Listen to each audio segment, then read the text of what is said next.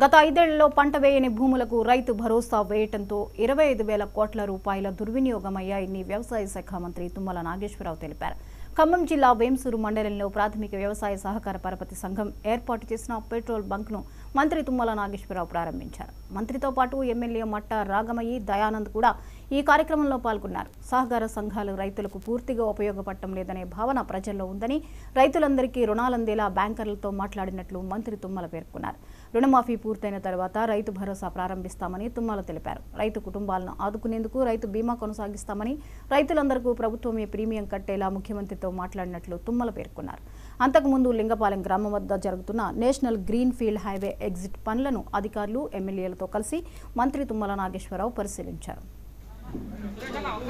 సహకార సంఘం ఒక ఆదర్శవంతంగా రైతులకు ఉపయోగపడే రీతిలో మాజీ సర్పంచి, నేటి సహకార సంఘ అధ్యక్షులు గోపాలకృష్ణ గారు పట్టుదలతోటి చాలా రోజులుగా ఈ కార్యక్రమానికి రావాలని చెప్పి అడుగుతున్నారు.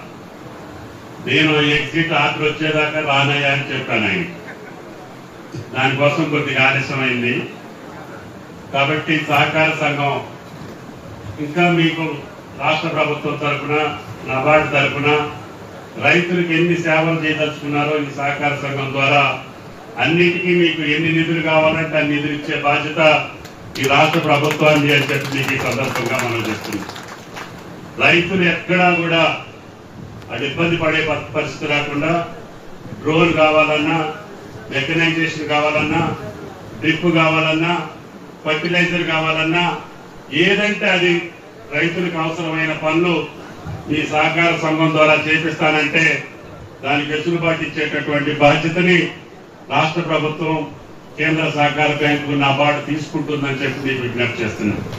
కాబట్టి సహకార స్ఫూర్తితో వచ్చినటువంటి సహకార సంఘాలు ఇప్పుడు అంతగా రైతుకు ఉపయోగపడట్లనే భావన ఉంది. కాబట్టి ఎవరైతే మీ బ్యాంకులో అప్పు తీసుకుంటారో వాళ్ళకే మెంబర్షిప్ ఉంచాలి సీఈఓ గారు. మా ఓట్ల కోసం మెంబర్షిప్ చేర్పించొద్దు. ఒకటి మెంబర్షిప్ చేర్పిస్తే వాళ్ళకి అప్పు ఇవ్వాలి. అందుకని మీ సహకారంలో సంఘంలో ఎంతమంది సభ్యులు ఉంటే అందరికీ అప్పు వెళ్ళాలి. అప్పు ఇవ్వకపోతే మీదే తప్పు. మా ఓట్ల కోసం అప్పుడు డబ్బు కట్టి చేస్తారు, వాళ్ళకి మీరు అప్పు ఇవ్వరు. దానివల్ల ఉపయోగం ఉండదు. కాబట్టి రైతులందరికీ అప్పు వచ్చేటట్టుగా సహకార బ్యాంక్ ప్రయత్నం చేయాలి. నబార్డు కూడా చెప్పాం, రిజర్వ్ బ్యాంకు కూడా చెప్పాం.